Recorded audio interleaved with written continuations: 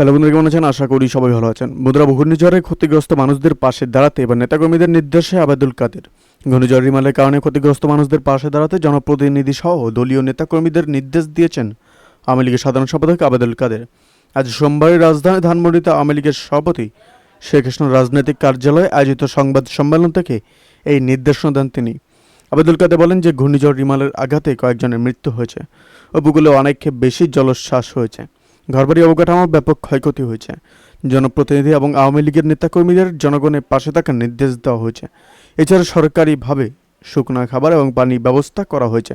ক্ষয়ক্ষতির পরিমাণ নিরূপণের কাজ চলছে। ঘূর্ণিঝড় রিমালে ক্ষতিগ্রস্তদের সাহায্য করার কথা জানিয়ে আওয়ামী লীগের সাধারণ সম্পাদক বলেন যে আমাদের বিভাগীয় টিমগুলো ক্ষতিগ্রস্ত এলাকায় সাহায্য করবে।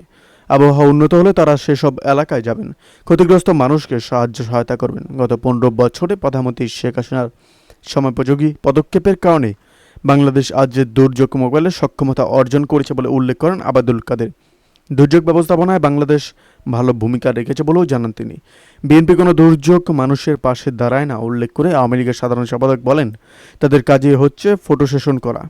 প্রধানমন্ত্রীর নির্দেশে রোজার মাসেও আমরা সাধারণ মানুষের মাঝে ইফতার বিতরণ করেছি, আর তারা ইফতার পার্টি করেছে। বিএনপির সঙ্গে আমাদের নীতিগতভাবে অনেক পার্থক্য রয়েছে। সংবাদ সম্মেলনে আমেরিকার যুগ্ম সাধারণ সম্পাদক আফম বাহাউদ্দিন নাচিম এবং সাংগঠনিক সম্পাদক বি.এম. মোজাম্মেল হক, মির্জা আজম এবং এস.এম. কামাল হোসেন এবং সুজিত রায় নন্দী, দপ্তর সম্পাদক বিপ্লব বড়ুয়া এবং আরও অন্যান্য প্রমুখ ব্যক্তিরা উপস্থিত ছিলেন।